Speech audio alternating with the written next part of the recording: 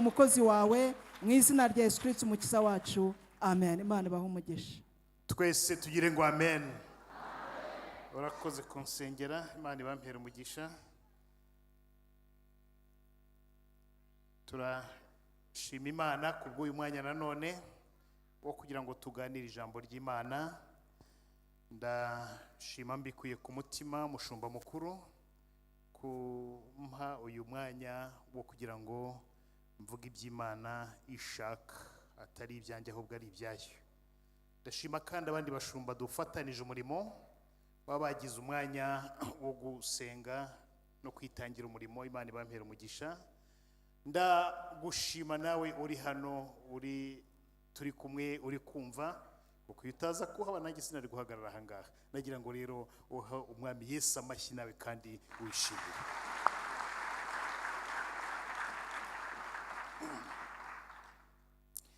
Amagambo yatambutse aha yose ubanza nta kintu nongeraho. Nta kintu nongeraho kuko ibyo nari kubabwira byose babivuze. Ndekera aho twitahire. Harako Imana ishaka ko nongeraho. Imana ibampere umugisha rero.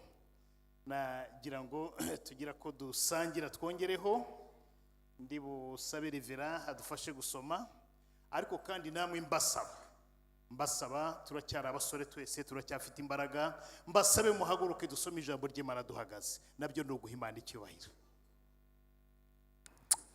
Revera adusomere, natwe dusoma n'umurongo umwe nubwo ari ibitabo bitandukanye. Turasoma mu gitabo cy'Abafilipi ibice 4 umurongo wa 13 umurongo umwe.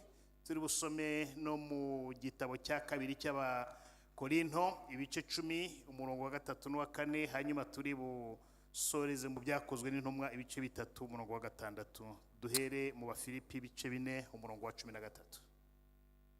Haranditswe ngo Nshobozwa byose na Kristo umpa imbaraga amen. Nshobozwa byose na Kristo umpa imbaraga amen. Dusome mu gitabo cya kabiri cy'Abakorinto ibice 10 umurongo wa 3 n'uwa 4.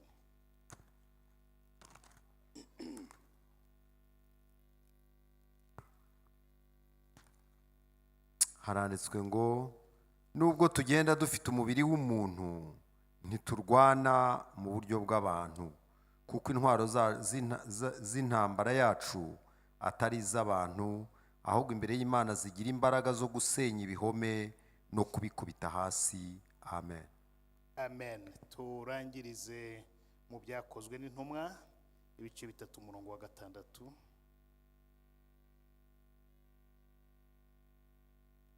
Petero aramubwira ati ifeza n'izahabu ntabyo mfite, ahubwo icyo mfite ndakiguha.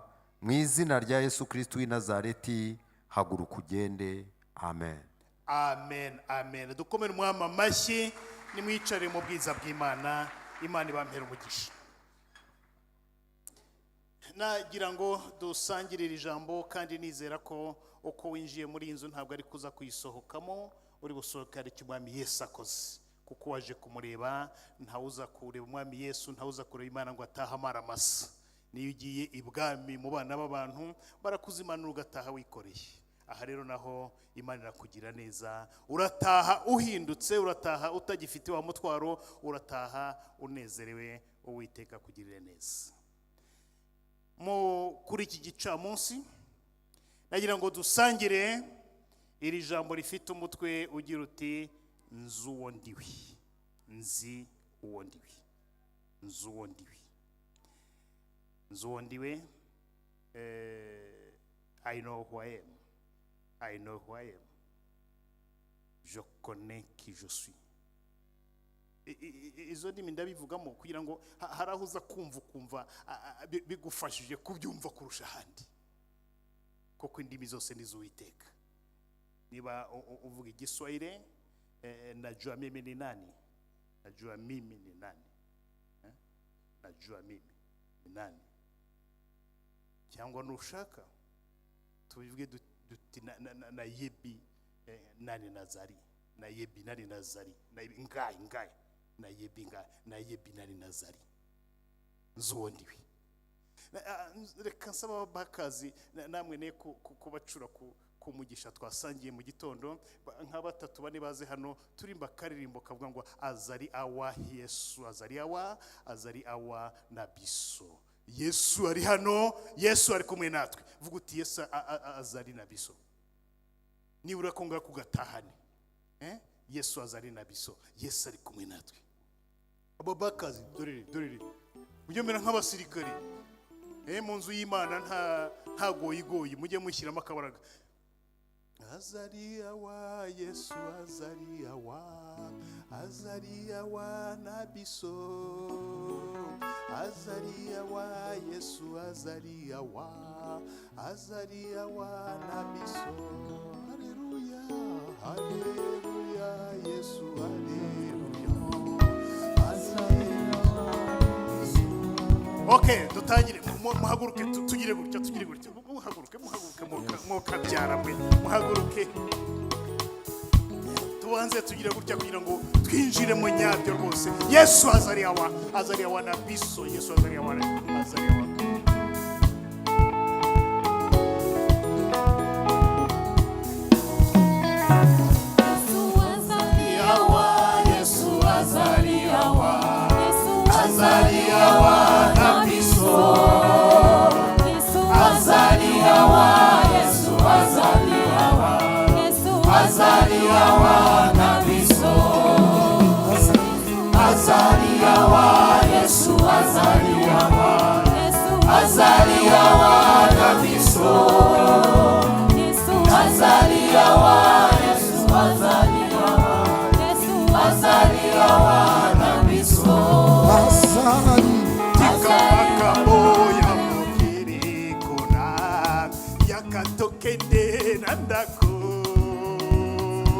Yakatokende tokomona Yesu papa na biso azali awa Yesu azali awa na biso. Wino tuye mu nzu y'Imana reka bavuge bihorere turibonera Yesu azali awa Yesu azali awa na yompe. Azali awa Yesu azali awa na biso. Ari kumwe natwe. Azali awa Yesu azali awa na biso. Azali awa Yesu azali awa na biso. Haleluya. Azali awa Yesu haleluya na Yesu. Haleluya Yesu haleluya na Yesu. Haleluya Yesu haleluya na Yesu.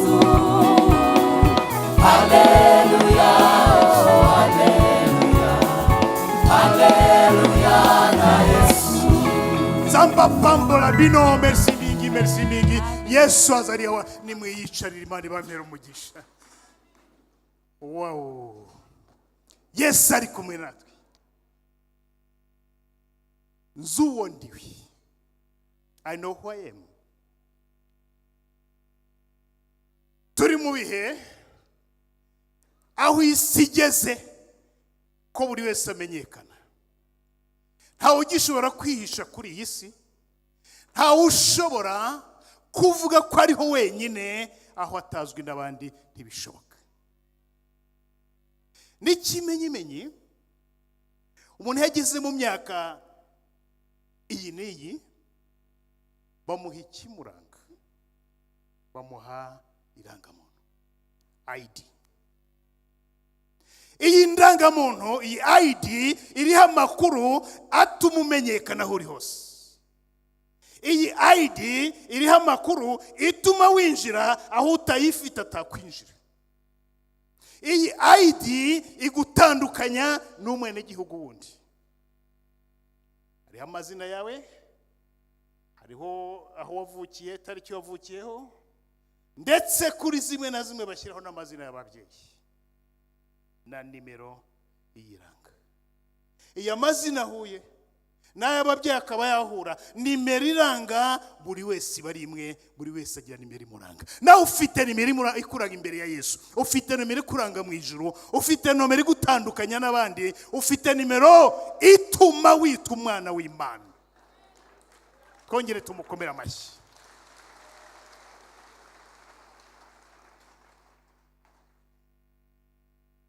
Wowe wavutse ubwa kabiri.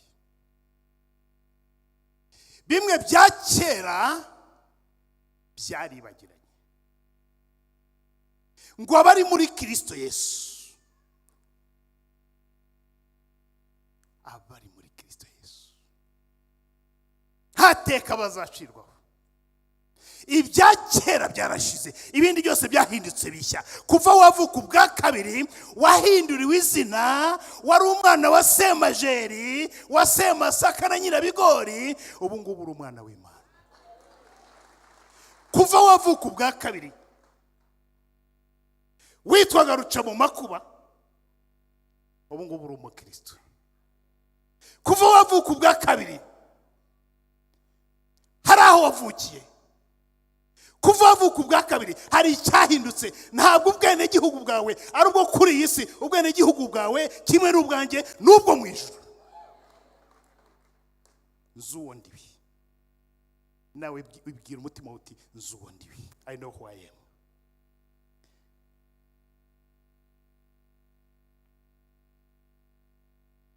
Iyo umuntu avuye hano akajya ahandi, iyo umuntu azamuwe mu ntera, ibyo yakoraga kera arabyibagirwa akinjira mu bishya. Tekereza mu bihe bya kera. Tekereza uri ahantu nk'Ibunyambiriri, handi mu misozi miremire, bya bijuma n'ibishyimbo waryaga buri munsi. Hari icyahindutse kuko wageze i Kigali urya agafiriti. Ukiri Nyaruguru n'ahandi hari uko wambaraga kuko ariho wari uri, ariko magingo aya warahindutse, wambara neza, wambara kositimu ukaberwa, wambara ikanzu ukaberwa, abantu bakakureba batesuriya ni wa wundi wahoze Nyaruguru. Hari icyahindutse kuko uri muri Yesu. Hari icyahindutse, wabonye ubuntu bw'Imana. Hari icyahindutse, wahinduriwe amateka, wahinduriwe ID.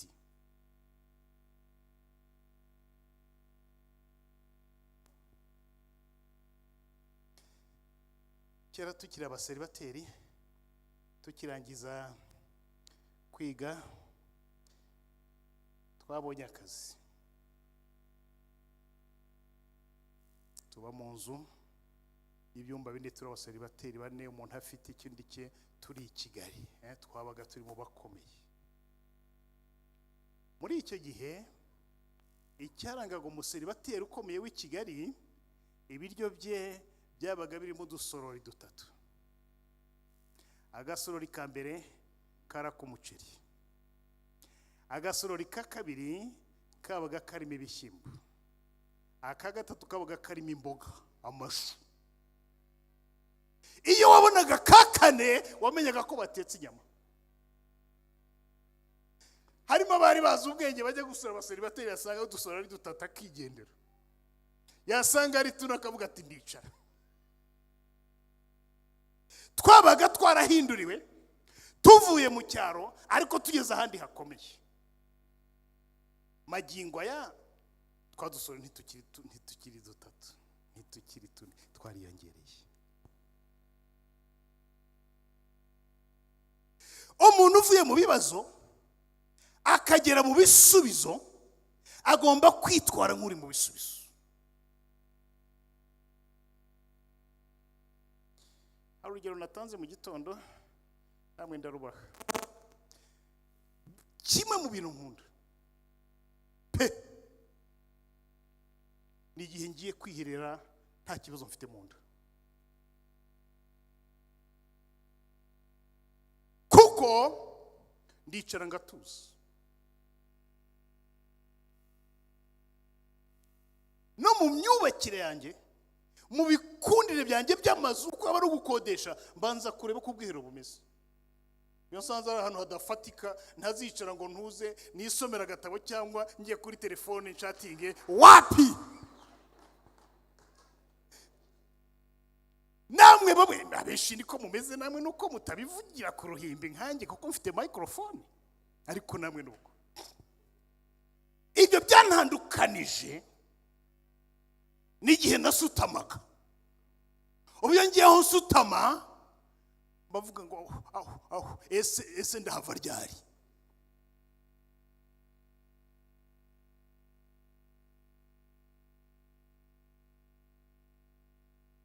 Iyo uzamutse mu ntera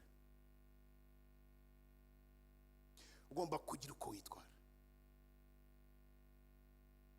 Iyo uhindura amateka imibereho, uyu nangahe, uyu nangahe, aho babona bigara rito rito bakabashyira ku ruhande, bakabashyira ku ruhande. Nahoze mbona muri sari protocole. Okay, n'urugero nagira ngo ntange, ndabona atari hafi. Bakareba abi bisore bazakora neza, bafite ingufu, bazakora iyo mirimo, bakabagura menshi kurusha babandi basa n'abarwaye inzoka. Rimwe umunyamafaranga arazaza kugura, aje kugura, abona muri abo bacakara harimo umwana w'umukobwa, aravuga ati uriya nangahe, batubwa mukunze buriya reka tumuce menshi. Ntibavuga ko agiye kumurongora kuko nta cyaraziraga ntabarongoraga umucakara. Amen. Ariko Yesu yaguhaye umudendezo, ntiyaguhaye kuba umucakara ngo ugurwe nk'uko bagura amatungo. Dukomere Yesu amashyi. Ndashaka ko tugaruka kugira ngo tubyumve. Muracyankunda cyangwa mwanyanze? Muracyankunda? Abankunda mushyire hejuru. Imana ibampere umugisha, aya ni nk'amatora. Murakoze. Ubwo mu nkunze rero munsekere, noneho ndashaka gatwenge. Noneho uwo mwana w'umukobwa bamwaka amafaranga ari hejuru igiciro gihanitse, aravuga ati ndayatanga umunyatse yose. Iyo bamaraga rero kukugura bahitaga baguhambira bakagushyiramo imigozi, bakabatwara bakunda kubashyira ku biti hagati bakurikiranye, bakagendera bahambiriye ku biti kugira ngo hatagira uza gucika undi. Umwe yafataga imbere, bakagenda ari igiti gihambiriye, bagenda batyo ari umurongo. Uwo mwana w'umukobwa bamukubitamo imigozi, nkuko twavuga amapingu y'ubu ngubu menote, bamaze kumukubitamo imigozi. Nta ntwaro yindi yari afite, nta kundi yari kugaragaza uburakari bwe, nta kindi yari gukora. Ariko yari afite intwaro imwe kuri we. Agira gutya arakaya, ariko nk'umurongo cya gikororwa kibi agikubita shebuja mu maso. Uwo nguwo umuguzi. Niyo ntwaro yari afite. Undi agira cyafata mushwari arihanagura. Uwo mwana w'umukobwa yari akoze ikosa ryagomba gutuma bahita bamwica. Ikintu nk'icyo cyaraziraga. Yesu we yaguhaye intwaro ikomeye ituma ushobora gutsinda babandi, kuko intwaro turwanisha ntabwo ari iz'abantu barwanisha, ni intwaro zo mu mwuka. Uzagucira ntuzamusubize, uzaseka umubwira uti nyamara nzuwundi kuko ndi kumwe na Yesu. Ntacyo bintwaye biratambuka. Nuzagukubita ibumoso uzamuhe n'iburyo uti nzi ko ndi kumwe na Yesu. Uzagutuka uzamusubiza utyo uti ndi kumwe na Yesu. Urarushywa n'ubusa. Uwo mwana w'umukobwa amaze gukora ibyo, mu mutima aravuga ati ni hahandi ubu napfuye mpagaze sinkira umuntu, urupfu rwangezemo barangica. Ntiyongera kwitekerezaho. Barabajyana, bageze muri Amerika. Uwamuguze yamushyira mu muryango aho ngaho, ariko ntiyahita atangira imirimo y'ubucakara. nyirukumugura aragenda ajya mu bashinzwe kwandika irangamimerere, abanditsi b'irangamimerere. Aravuga ati mfite umwana iwanjye utaranditswe, nshaka kwa dogita.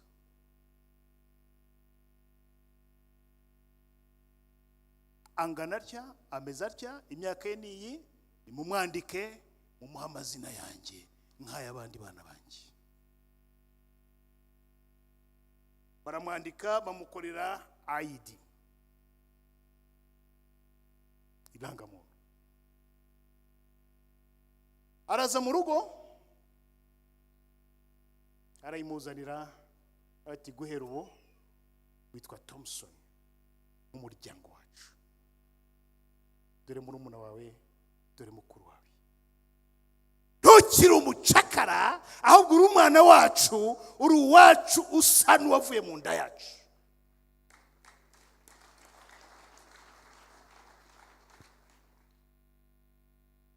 Uwo mwana yari yagaragaje ko atandukanye n'abandi.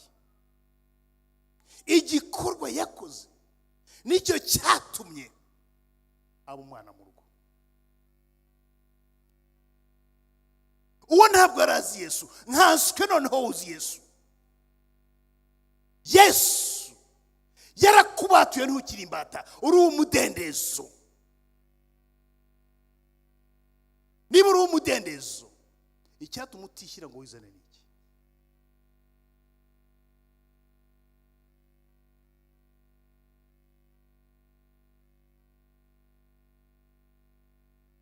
Twasomye ngo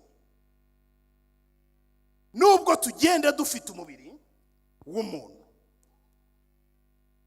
ntiturwana mu buryo bw'abantu, kuko intwaro z'intambara yacu atari iz'abantu, ahubwo imbere y'Imana zigira imbaraga zo gusenya ibihome no kubikubita hasi.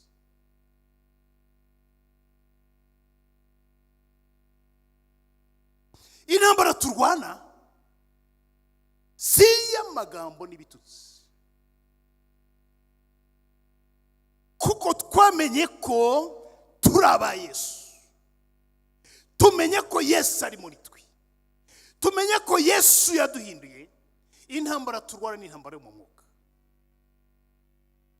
Abo Satani ashaka gutwaza igitugu, abasubiza muri bya bindi bidashimisha Imana, ni igihe cyo kurwana, ugahaguruka, ukamaramaza, ugakuragaho ukurnyo, ukabwira Satani uti toka, ntabwo ndusha imbaraga kuko ndi marakomeye.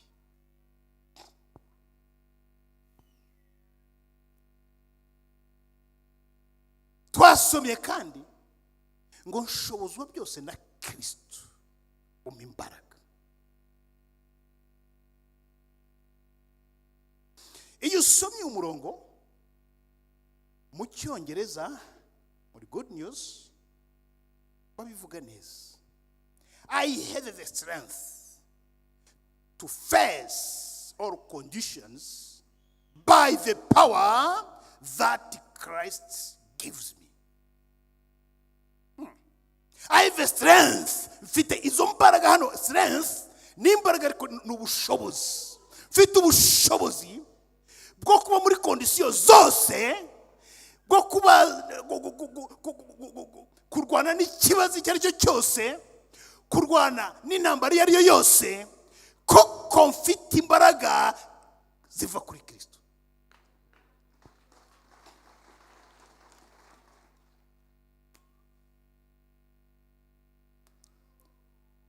Paulo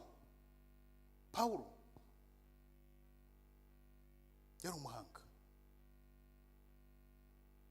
Yaranditse kandi ati nabambanywe na Kristo ariko ndiho, nyamara si uriho, ahubwo ni Kristo uri muri jye.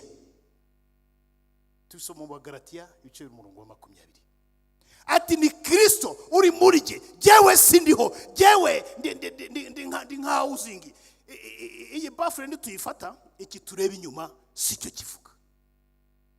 iki ni ikizu cy'inyuma, ariko icyuma nyacyo kirimo imbere. Nicyo gituma iyi bafure igira imbaraga, nicyo gituma iyi bafure tuyikunda tukayiterura, n'indangururamajwi iradufasha kubera ikirimo imbere. Uri muri wowe niwe ukomeye kurusha wowe. Nagira ngo vuga turi muri gihe barakomeye, ibwire. Uri muri wowe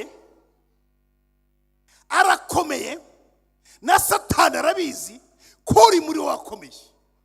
Niyo mpamvu iyo Satani aguteye utagomba kugira ubwoba, kuko uri muri wowe yatsinze Satani, yatsinze urupfu, yatsinze ibishuko, yatsinze icyaha.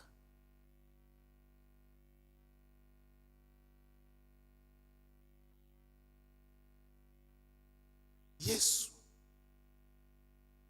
yakugize umunyembaraga. Uri umunyembaraga kubera Yesu.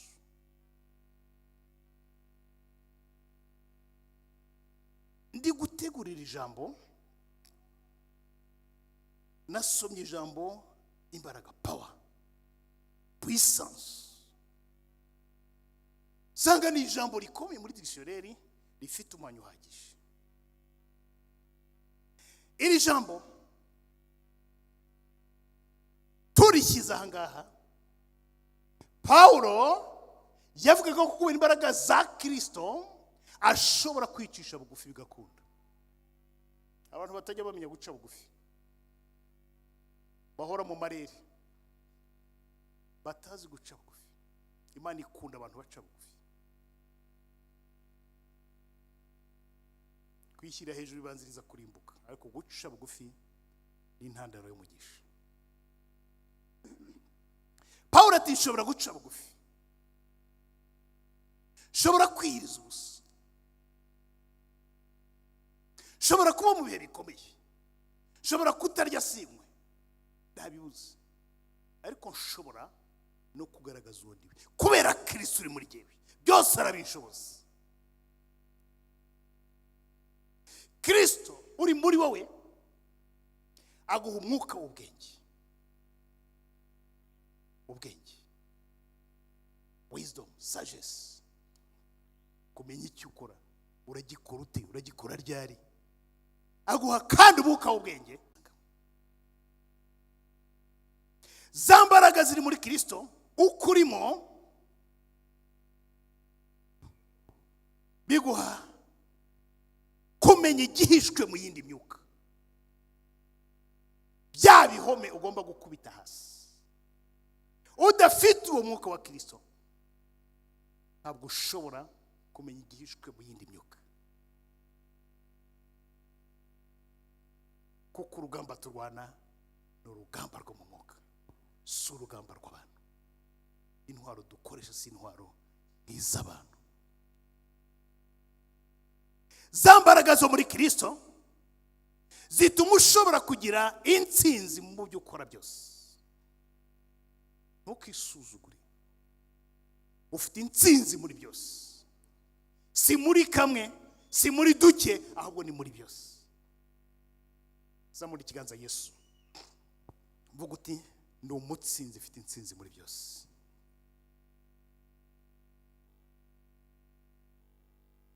Bituma ugira umwihariko, umwihariko, uburyo budasanzwe budahuye n'ubw'abandi. Ifite umwihariko ko ufite Yesu, bituma ugira ubushizi bw'amanga, bituma wumva ko wihagije kuko uri kumwe na Yesu, nta gishobora kugutera ubwoba. Kugirana ubumwe na Kristo ni ishingiro ry'ibyishimo n'umunezero, ni ishingiro ry'amahoro. Petero yari yarabisobanukiwe,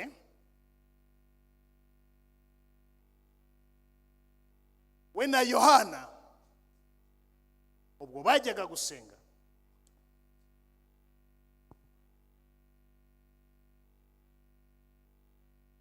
cya kirema cyasabirizaga kirabasaba, Petero arakibwira ati ndeba mu maso ntumbira. Cyari kizi ko ari cyagiye kugiha. Ibi sibyo ntinda uko twabigishijweho kenshi, ariko nshaka gutindaho nuko Petero ubwe amubwira ati ndeba mu maso, yarazi imbaraga zimurimo icyo ziri bukore. Yarazi ko yamize Yesu, yarazi ko afite Yesu muri we, yarazi ko Yesu afite akiza indwara izo arizo zose, yarazi ko Yesu afite akura umuntu mu rupfu, yarazi ko Yesu afite akura umuntu mu byago, yarazi ko Yesu afite atanga ubukire, yarazi ko Yesu afite byose bishoboka.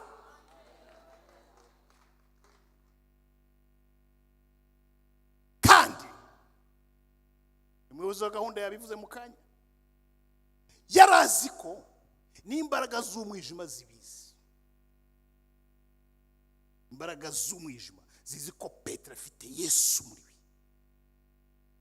Yesu aramubwira ati, na Petero aramubwira ati, ifeza n'izahabu icyo ushaka ntabwo ari cyo tuguha, ntacyo mfite ntacyo nguha, ariko icyo nguha kiraruta icyo washakaga. Ati mu izina rya Yesu Kristo w'i Nazareti haguruka ugende. Petero ntiyahagurukije cya kirimo avuga ngo mu izina rya Petero na Yohana, oya, mu izina rya Yesu w'i Nazareti haguruka ugende. Yarazi imbaraga Yesu yamusigiye, yarazi ko Yesu akomeye, Yesu ashobora byose. Izo mbaraga zakoreye muri Petero, nagira ngo nkubwire ko nawe uri hano izo mbaraga zigukoreramo. Nagira ngo nkubwire ko nawe uri hano ufite imbaraga, ushobozwa byose na Kristo, kuko arahari, uramufite, ntiyagire ikigutera ubwoba. Ikibazo ni cyiza, kibwira uti urarushywa n'ubusa mfite Kristo. Inzara niza, turarushywa n'ubusa mfite Kristo, ejo nzarya. Ukubwiye ati ko watinze mu bugaragu, utarongora, mubwira uti ejo nzaguha invitation yuko Kristo yarabikoze. Ndi gutegura invitation yawe. Ukubwiye ati kuki uri ingumba, musubizo uti mu muryango wacu nta ngumbi yari, Kristo yarabivuze. Ntegereje impanga zanjye. Akanwa kawe kararema. Atura ibyiza mu buzima bwawe, atura ibyiza, bivuge bisohore, bisohore. Kuko Yesu abikoreramo.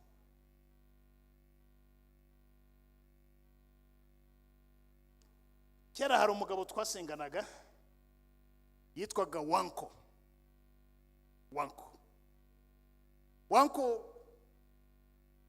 mu rurimi rwabo rw'Amerika bivuga umunyamwako. Ubwo yenda twamwita nka semwako, hari simbizi. Wanko yumvaga iryo zina ari nta kibazo, yaramaze gukura, ariko amaze kwakira agakiza amenya imbaraga zo kwatura, amenya imbaraga ziva mu ijambo, ijambo ry'uwakijijwe, ijambo ry'ufite Yesu muri we. Aravuga ati guhera ubu niwe wihinduriye izina. Ati guhera usinkiri Wanko, ahubwo ndi Wanda bivuga ikintu cyiza, bivuga umunyamugisha. Aho ku munyamwako mbaye umunyamugisha. Atangira kwatura ati jewe ndi Wanda, sindi Wanko ndi Wanda, sindi Wanko ndi Wanda, sindi Wanko ndi Wanda. Atangiye kubyatura icyo gihe nibwo yatangiye kuzamuka. Yari umu artiste, akora utuntu twaritizana ubugeni. Icyo gihe ahita azamuka, atera imbere, atangira kugira amangazina akomeye y'ubugeni bwe. Ariko iyo myaka yari amaze imbere byari byarananiranye. Nawe ufite uburenganzira bwo kwatura icyo ushaka, ufite uburenganzira bwo kuvuga uriwe, kuko uri igikomangoma, uri umwana w'umwami.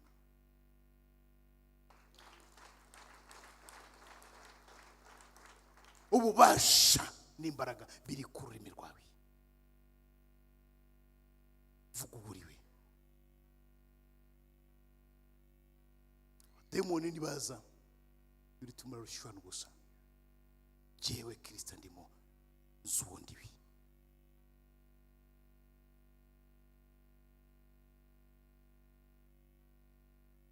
Yesu kurimo ni urwana urugamba. Urugamba si urwawe, ni urwa Yesu. Hinduka kandi uhindukire umubwire uti Yesu, nzi ko ndimo sinzongera kwirwanirira. Yesu, nzi ko ndimo sinzongera kwitwara uko nitwaraga. Yesu, nzi ko ndimo guhera undahindutse ninjiye mu mugisha wanjye. Yesu, nzi ko ndimo Satani undi imbere nabyumve nta burenganzira mfiteho. Uri gikomangoma.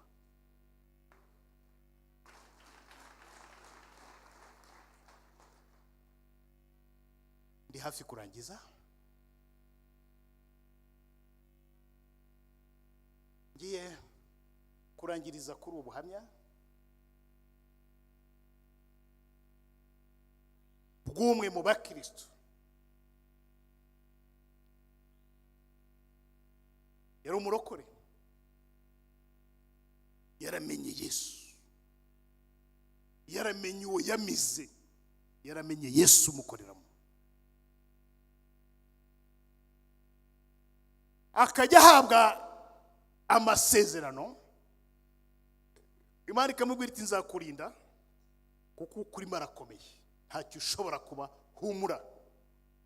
Yari umusirikare, aza kujya mu kazi hano hakurya mu ishyamba ry'inzitane rya Kongo. Iryo shyamba ni ishyamba rikomeye, ni ishyamba rinini.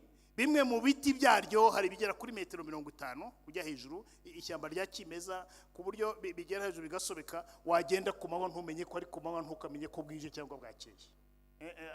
Uitwaje agatoroshi buri gihe. Aza kugenda ari kumwe na bagenzi be, asigara inyuma gatoya bamurushije intambwe, aragenda yikubita mu umwobo wa metero 50.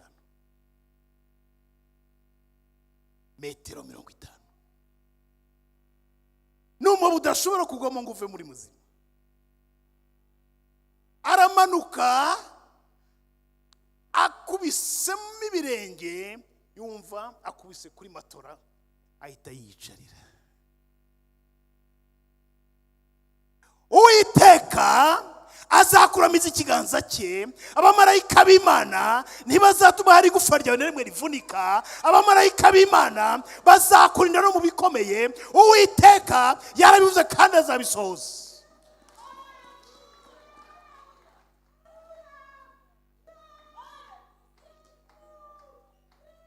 Atangira kwicara avuga ati aho nari mpfuye.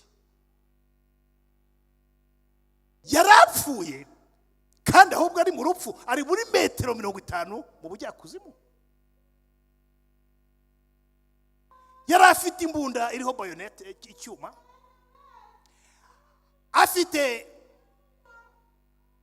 Afite mukurikire umwami Yesu ari gukora akazi ke. Mukurikire umwami Yesu ari gukora akazi ke. Ntibigutangaze nutaha indwara yakize, nutaha ibintu byatunganye. Dukomere umwami Yesu amashyi, dukomere umwami Yesu amashyi. Umwami Yesu akuramiza ikiganza cye. Umwami Yesu abane nawe. Umwami Yesu akugirire neza.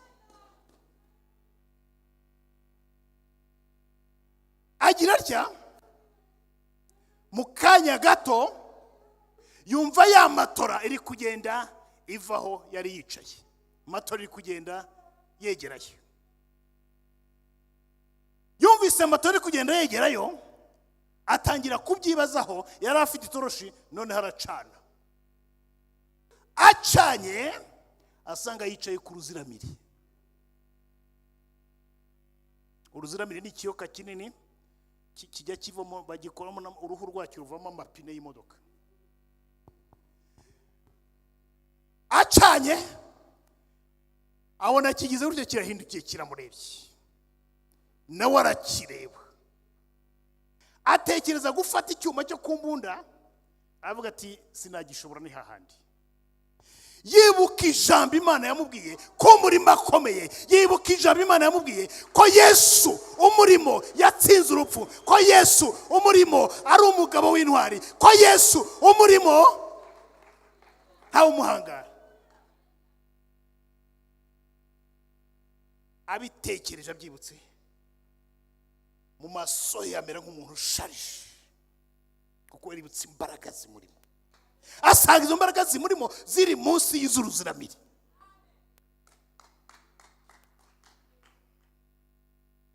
Ufite ubutunzi utazi, ujya wisuzugura ngo ibi sinabishobora. Nagira ngo ubire ko Yesu kurimo ashobora byose.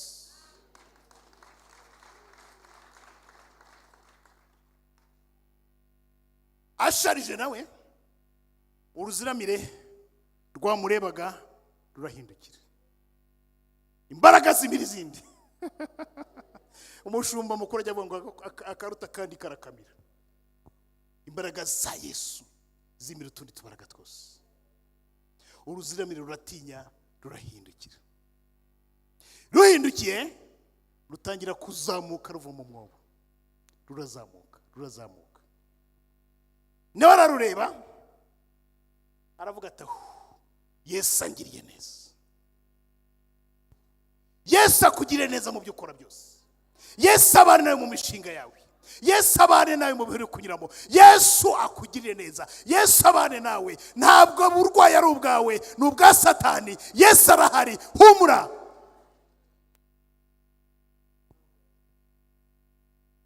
Uruziramire rugiye gushira mu mwobo. Ubwo yavugaga ati Yesu arandokoye, angiriye neza, anyijije urupfu, ntigeze atekereza uko aza kuva mu metero 50 n'urugendo. Ntigeze abitekereza.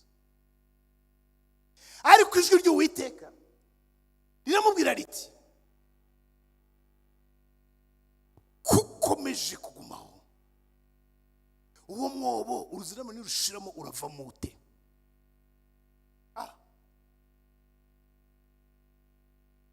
Iyo Yesu ari muri wowe aguha ubwenge mwe twavugaga, wisdom. Urakora iki? Uragikora ute? Urabigenza ute? Uragikora ryari? Wisdom. Ijwi riti uravamo ute? Arabitekereza. Hari hasigayemo umurizo w'uruziramire wonyine. Umusirikare arasimbuka, afata umurizo. Afashe umurizo, uruziramire rugira gutya rumuzingiraho igihimba cyose. Rurazamuka, ruramuzamukana. Yesu aguhe marayika ukuramira, agukure mu rwobo. Yesu urwobo urimo akongera imbaraga zo kuruvamo. Humura, urwo rwobo ruvamo mu izina rya Yesu Kristo. Humura, ibyo bibazo bivamo mu izina rya Yesu Kristo. Humura, Yesu ari kumwe nawe, ni umunyembaraga, arakomeye. Uruziramire rumaze kuva mu mwobo, rugeze hejuru, ruzunguza umurizo, rurarekura. Wa mugabo aragenda agwa mu giti mu mashami, ahobera igiti. Igiti kiramuramira. Imana iguha abakuramira, iguha abakuramira, iguha abagufasha, iguhe aho uruhukira. Amaze kuramira cya giti, kimaze kumuramira, atahu amanuka igiti bisanzwe, akomeza akazi ke. Dukomereye amashyi.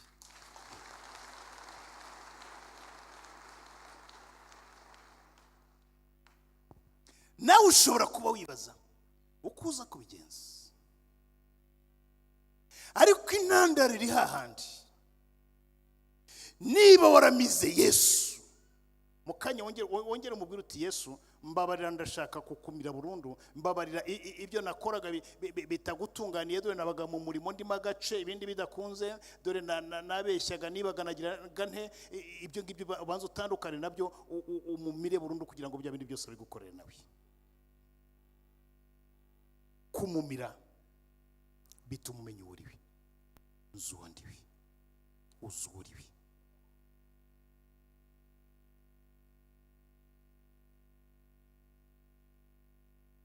Koko by'Imana ni igihe cyo kugira ngo tumenye abo turibo, ni igihe cyo kugira ngo dutandukane n'ibituma tutomatana na Yesu.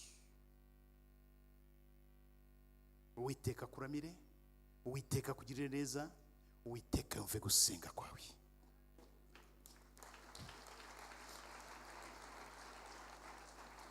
Bakazi muze mumfasha akantu hano gatoya.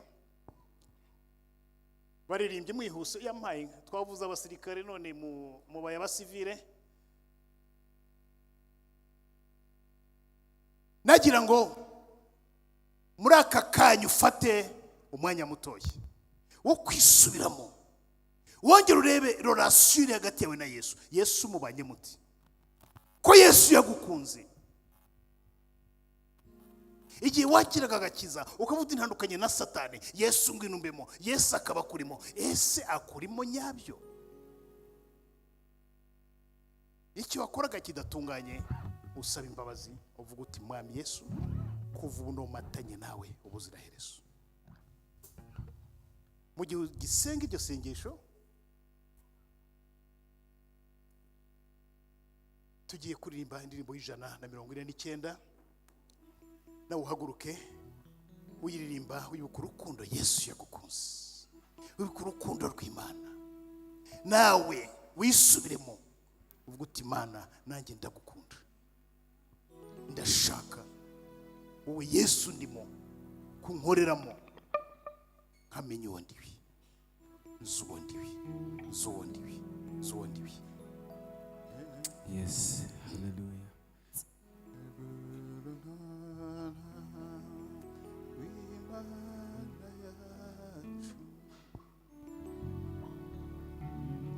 Mbese urukundo rw'Imana yacu ntawarondora,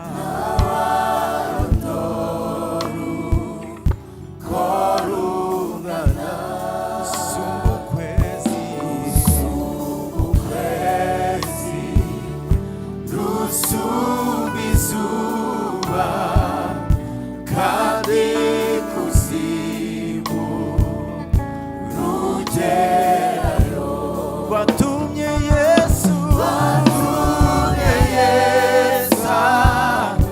za mw'isi yacu. Tekereza kurwo rukundo, nawe wongere ubwire Yesu uti Mwami Yesu nanjye ndagukunda.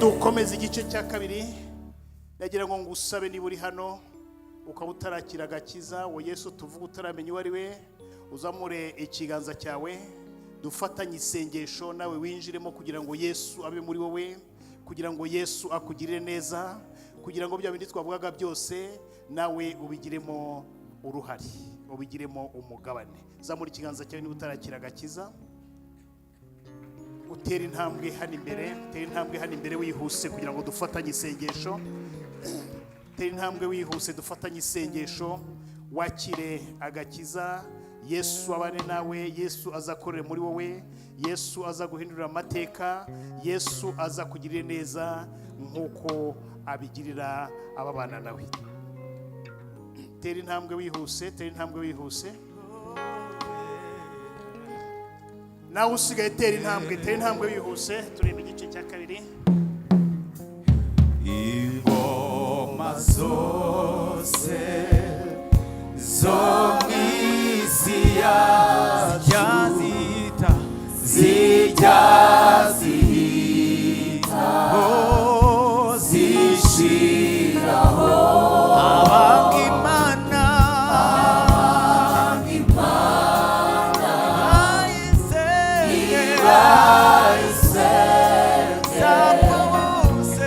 bazapfa bose bekwibukwa, nyamara urwo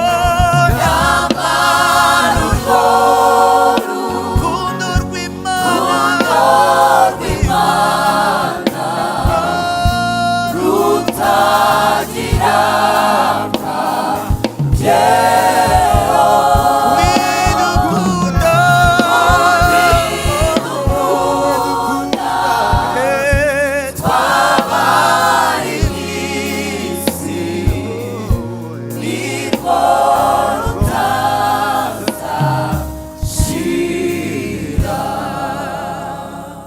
Niba hari undi utarakira agakiza niyihute batagucura umugisha. Tugiye gusengera abangaba. Kwakira agakiza no kwatura ko Yesu ari umwami n'umukiza wawe, akanwa kakabyatura, umutima ukabyizera kandi ukabyakira.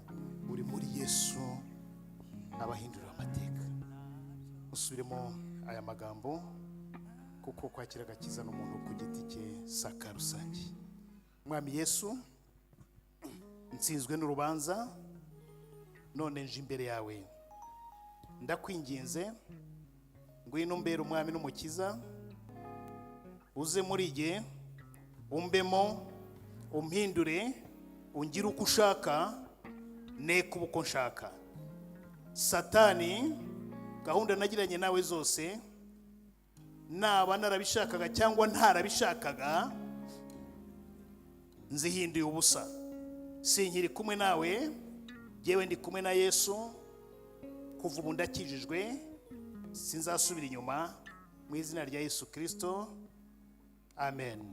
Muherekeze ibiganza hano tubasengere. Data ushobora byose, mubyeyi mwiza, mwami w'abami, turagushimye ku bwabo bahindutse abana bawe. Turagushimye data, bakiriye agakiza bavuye mu bya kera, binjiye mu bishyashya data, binjiye mu buntu bwawe. Bana nabo bagire neza, ubigaragarize, imbaraga ze zikomeze kubagaragaraho, untuge bugaragareho, bahinduke burundu, ntibazasubira inyuma, batandukane n'umwanzi, bagubwe neza, ubaha umugisha. Urakoze mwami, mu izina rikomeye rya Yesu Kristo dusenze twizeye, amen, amen. Imana ibaha umugisha. Congratulations. Ngaho